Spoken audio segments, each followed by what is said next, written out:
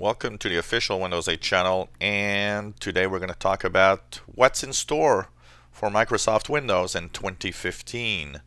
First of all, we are January 5th today, and I want to extend really my Happy New Year to everyone who watches my video and everybody that's coming here on my Windows 8 channel. It's a really great success channel, and thank you everyone. Lots and lots of great comments. Thank you all. Without you guys and you girls, this would not be possible. And I actually enjoy making these videos to help everyone with Windows 8. So what's going to happen in 2015 with Windows 8 and Windows in general? Well, first of all, for Windows 8 itself, what we know is that the year is going to be pretty quiet. There's nothing really to expect in the work for any major updates this year. So if you guys, took your Windows 8, send it to 8.1, installed all the updates, update 1 and so on, and you're just using your Windows right now, works fine. The only thing you'll get in 2015 is the regular Patch Tuesday, and sometimes off patch when it's really critical, but the security updates will be mostly what you'll have. There's talk of maybe one bigger update that would be bug fixes a little later on, like in mid-year, but we have really no news about that. So for now, all we're going to think is that you Windows 8.1 users will just surf on a pretty quiet year. The only thing that we hope is that Microsoft does not release a patch that breaks something in Windows. They're unfortunately very good at doing that. So hopefully it's going to be a quiet year. If you have Windows 8.1, continue using it. It's still going to be valid even after release of Windows 10 that's coming later this year. And actually, if you love Windows 8.1, or if you don't, you're using it and you don't mind, it's still going to be good for many years to come. So no problem there. Some big news coming up is, first of all, Windows Consumer Preview, which is Windows 10, basically the consumer preview of Windows 10. We know that Microsoft has an event on January 21. So that means that on January 21, they're going to give us more details about the upcoming Windows 10, what they plan to do with it, what might actually be happening in the, how it's basically going to be licensed and how you're going to pay for. Will Windows 8 users have a free upgrade to Windows 10? These are all questions unanswered right now. Lots of speculation, nothing definite. We're hoping that on January 21 we'll actually know. Of course, if everybody, if Microsoft gives Windows 8 users a free Windows 10 upgrade, I think the number of people are going to go to Windows 10 is going to be quite big. But there's nothing sure, and many people at Microsoft have been saying, no, forget it, free Windows, that won't happen. We don't know. Let's cross our fingers. I think it would be justified for Microsoft to actually issue a free Windows 10 to Windows 8 users, but it could depend on all sorts of different factors. For example, if you have an OEM, what we call an OEM, which is a manufacturer Windows 8.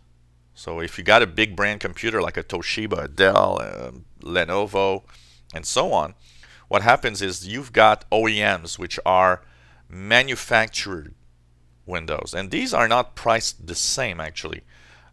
Big companies pay like $20 or $30 per license instead of the more than $100 license when you buy a boxed version of Microsoft Windows 8. And there could be a difference there. They're saying that maybe there could be something that's going to happen on the fact that those that have a box version would have a free Windows 10 upgrade. Those that have a OEM or a company version a brand version then would have to pay a minimum fee. Maybe it could be like on sale for some time. You know, Windows 8 was on sale at the beginning, like Windows 7 also. They had like this pre-sale before you could officially buy it. You could pre-order it at a very low price. That could also be something interesting that will come up. After January 21, when will Windows 10, the official version, launch? That's you know, open to speculation. A lot of people saying, actually, I've heard Mary Jo Foley, that the first OEM versions for the manufacturers would be in June, with something like August or September for the official boxed version for everybody of Windows 10. So, you know, anyway, it's like mid to late 2015 for Windows 10. Microsoft been, you know, when you have to read between the lines when people talk at Microsoft. A lot of people at Microsoft did say late 2015, so maybe it's going to be later than we think. One thing for sure is that pretty much every time Windows issued a consumer preview, which is coming up probably January 21, that's what we think, we'll have a consumer preview of Windows 10. If that happens, usually in the past, when the consumer preview came out, the official version came out about 3 months later. Now that would put our official release in April, which is not what most people think. So maybe it's going to be a little more delay between the consumer preview.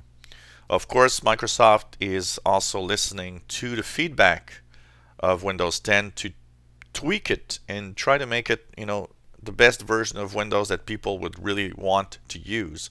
That's also something that's a little complicated. So that could, you know, make the release. And one thing for sure is that with the latest release of the technical preview, which is build 9879 right now, it's so buggy that it's kind of difficult to think that they're going to issue Windows early this year. They're probably going to have to work on that Windows a lot to make it really stable and really good, because I don't think they want to, you know, miss the point here. If Microsoft releases a Windows 10 that's buggy and flawed, that's probably the end of Windows, and you know, everybody's going to want to stick to Windows 7 and find some way to get Windows 7. So if you want to go into the future, Microsoft needs to really put a solid, very stable version of Windows 10 the way people want it on their computer. So that's the release for later this year. Another thing that was talked about is Microsoft will this year unify their Windows Store, their Microsoft Store. The App Store right now is separate, whether you have a mobile device or a Windows machine. But in 2015, all of that is going to be unified into one and only one store, which means that when you go to the store, it's going to be the same whether you go on a Windows phone, on a Windows tablet, on a Windows computer. And with that, they also want to really put in iGear, the App Store, get the most apps possible. Right now, the Microsoft App Store is a third App Store after the Apple Store and the Android Store. There's Microsoft Windows Store. But it's not really fair to compare it like that, because the Microsoft Windows Store is so far back from both Android and Apple Store that it really needs a big jump in apps to really come closer. With the unified App Store, what Microsoft wants to do is actually do that, get closer to the competition.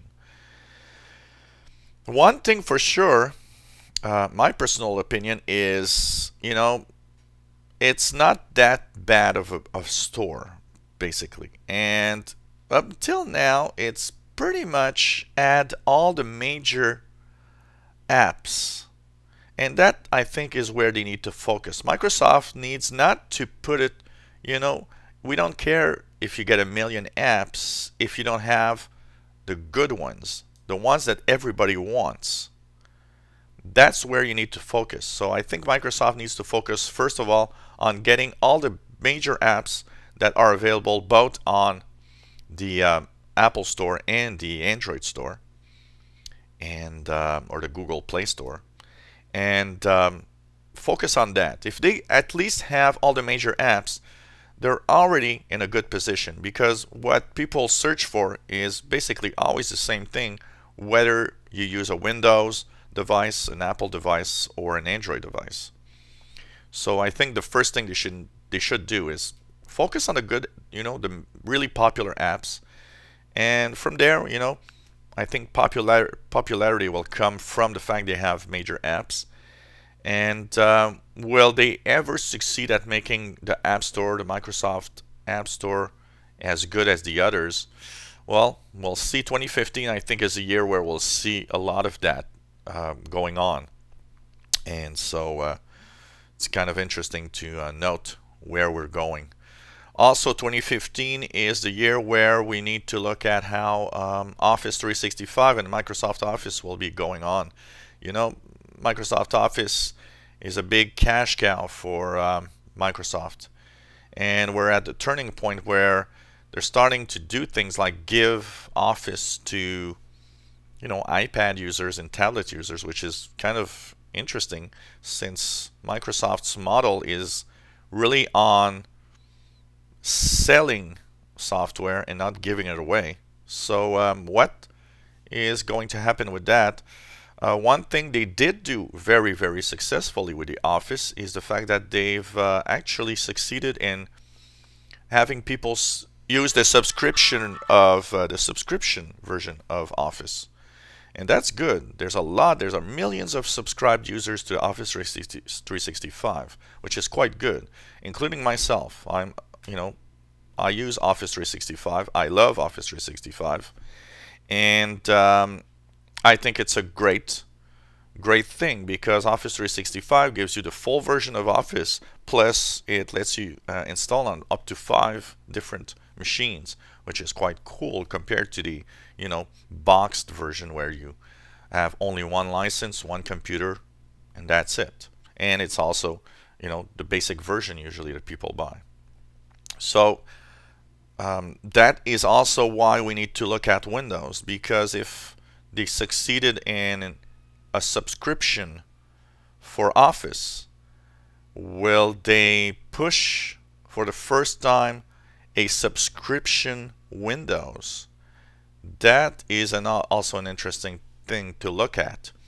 Will they be looking at a new way of upgrading our machines? A lot of people say that Windows 10 is going to be the real last big version of Windows. Then what we're going to have is major updates from time to time to improve the different capabilities and possibilities of Windows and make it modern as we go through time. Now, a lot of the Windows experts think that this is going to go through a feature that's going to be a Windows subscription. How well will a Windows subscription be received with the general public? Will you pay an annual fee to get Windows 10 updated all the time? Will that succeed? Right now it's far from being a possibility, because a lot of people are already complaining that Windows is costly when you buy it in the box version. And frankly, when you buy an OEM machine, you don't really see the cost of Windows itself. It's almost like if it's free when you buy a Dell or a Toshiba.